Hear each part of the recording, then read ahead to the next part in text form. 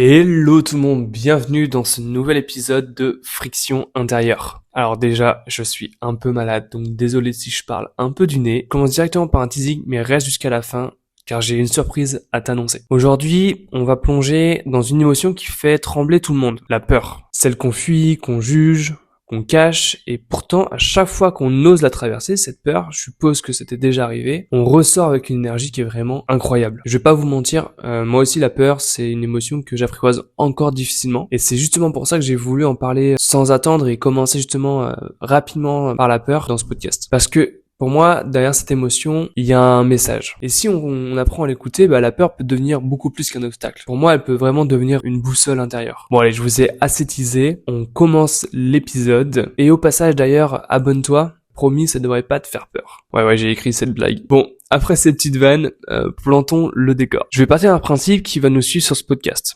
Toute émotion est d'abord une information. Avant d'être un problème ou une faiblesse, avant que notre mental ne prenne le dessus, pour moi et pour ce podcast, toute émotion est d'abord une information. La colère, par exemple, ça peut être une info que ta limite est franchie ou que tu as un besoin qui est pas respecté.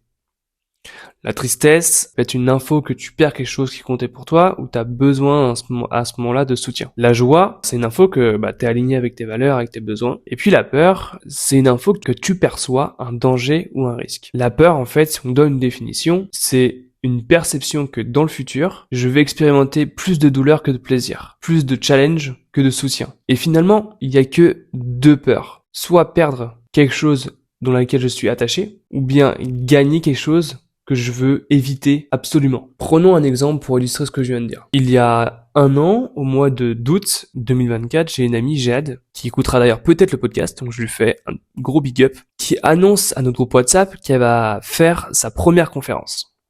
Et à ce moment-là, moi je suis à Guérande, dans ma ville natale, assis sur mon lit, côté gauche du lit même. Bref, tu vois à quel point là, à ce moment-là, je suis ultra émotif parce que j'ai vraiment tous les détails de ce moment. Je suis capable de me replonger dans cet événement directement sans trop y penser. Et donc quand je lis le message, j'ai une peur qui arrive directement. Mais vraiment une peur qui me fait, waouh, c'est une malade de faire cette première conférence. Et je revenais juste pile poil d'un bootcamp à ce moment-là. Et j'avais pris une dose de courage qui était assez forte. Donc je me suis dit, ok, si ça me fait peur, ok, let's go. C'est exactement ce que je recherche là actuellement dans ma vie, c'est de me dire, ok, j'ai une peur, let's go, on va la franchir. Et donc j'ai envoyé un message à Jade pour faire la conférence avec elle. Et donc 2 mois après, en septembre, on s'est retrouvés tous les deux sur scène. Maintenant, je vais vous expliquer du coup qu'est-ce qui s'est passé à ce moment-là.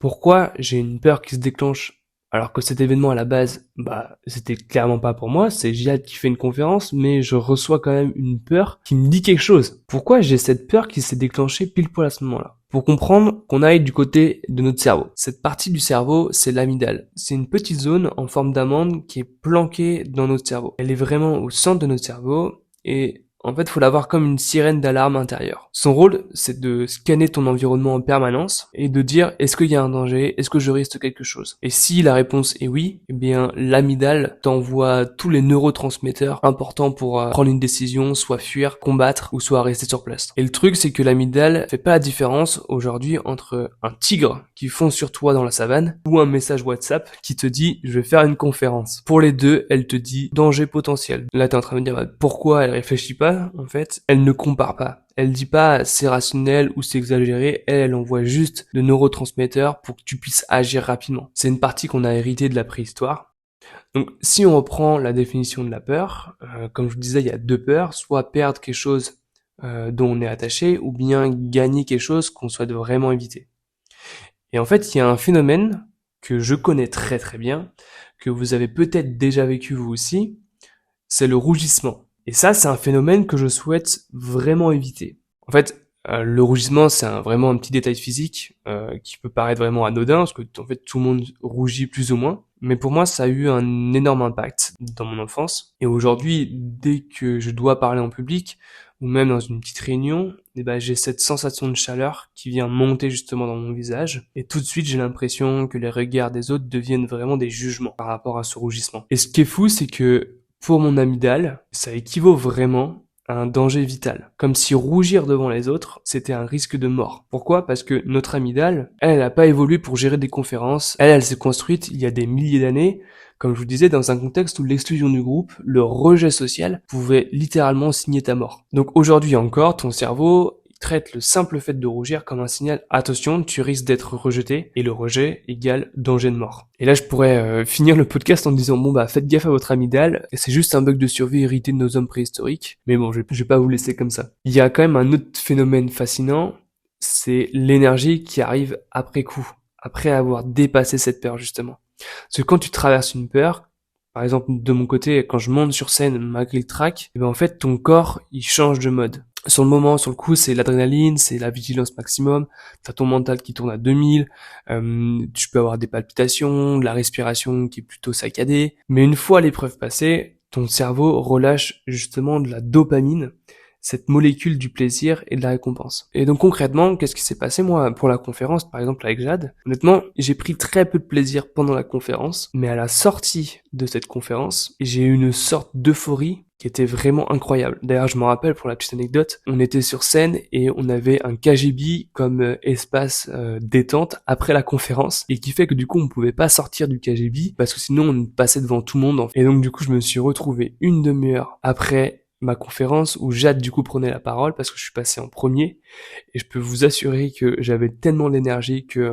même si Jade, sa conférence était vraiment intéressante, j'avais vraiment du mal à me concentrer parce que j'avais envie de bouger quoi, j'avais envie de faire 150 000 trucs. Et là je pense vraiment qu'on touche à quelque chose de très profond. En fait la peur c'est pas un bug, pour moi c'est vraiment un signal. Elle pointe exactement vers les zones où il y a de la valeur pour toi. Chaque peur révèle justement une valeur, une action qui est super importante pour soi. Sinon, si t'as pas peur pour quelque chose, ça veut dire que finalement c'est pas forcément important pour toi. Et c'est là la clé derrière la peur. Pour moi, la peur, c'est pas l'ennemi justement de ton alignement. Au contraire, c'est l'alignement qui est en train de se révéler. Et donc, la vraie question qu'il faut se poser, c'est pas comment supprimer cette peur, mais est-ce que je suis prêt à écouter ce qu'elle me montre actuellement? Et est-ce que je suis prêt à la transcender? Maintenant, je veux quand même mettre un petit warning important par rapport à ce que je viens de dire. Il faut savoir faire la distinction entre une émotion et un sentiment. L'émotion, c'est une réaction vraiment brève, immédiate, qui te donne une info sur ce que tu vis ici et maintenant, alors que le sentiment, c'est quand cette émotion, elle s'installe. Par exemple, il ressasse un souvenir passé, la dernière fois que j'ai rougi, par exemple, où il va anticiper le futur de ça va encore m'arriver. Et là, du coup, il nourrit un boucle ton système nerveux. Et c'est là que la stratégie va changer entre écouter une émotion ou bien rééquilibrer la perception du passé. Ce qui est important de faire pour moi, c'est d'écouter la peur dans ton présent. Elle te dit direct, voilà ce qui compte pour toi, voilà la limite que tu touches. Et est-ce que tu es prêt à la dépasser cette limite? Il y a une deuxième étape du coup, si tu es dans une notion de sentiment, donc du coup où ton mental prend le dessus par rapport à ton émotion qui s'est installée, là c'est important peut-être de rééquilibrer les perceptions du passé d'un événement justement qui a été un choc, un traumatisme pour toi. Quand la peur en fait elle devient chronique, c'est souvent un vieux souvenir qui continue d'appuyer sur le bouton en fait à chaque fois, et pour ça c'est important de rééquilibrer sa perception d'un événement dans ton passé pour dissiper ce sentiment et cette émotion, cette énergie qui est bloquée en toi. Et je reviendrai sur cette méthode justement de rééquilibrage de perception du passé dans ce podcast, parce que je pourrais passer vraiment une demi-heure à vous raconter comment ça se passe. Et donc si vous êtes intéressé, n'hésitez pas à me le faire souligner, je le ferai rapidement cet épisode. Et donc la troisième étape qui peut être intéressante quant à cette émotion ou ce sentiment, c'est t'exposer dans le présent. L'objectif de s'exposer justement avec cette émotion ou ce sentiment, c'est de permettre de réécrire le logiciel en affrontant la situation. Par exemple, pour moi, c'est monter sur scène. Eh bien, tu donnes à ton système nerveux une nouvelle référence. Du style, ok, finalement, quand je monte sur scène, finalement, je peux survivre à ça. Et donc, ton amygdale va s'adapter en fonction de cette nouvelle expérience. Et donc, les trois ensemble, écouter, rééquilibrer et t'exposer, c'est ça qui va transformer ta peur, pas en ennemi, mais plutôt en carburant pour aller construire vraiment une vie qui t'inspire pour toi. Donc, petit conseil, pour la prochaine fois que tu sens la peur dans un contexte, dis-toi qu'il y a sans doute un trésor au-delà de cette peur. D'ailleurs, de mon côté, je vais m'exposer à nouveau le 12 novembre. Je donne une conférence avec d'autres speakers sur le thème d'oser son propre chemin. Et donc, n'hésite pas si tu veux venir me voir sur scène, fais-le moi savoir via un commentaire, un message ou autre et je t'enverrai le lien de la billetterie. Je vous remercie encore pour cette écoute. Je vous dis à la semaine prochaine. C'était Johan. Ciao.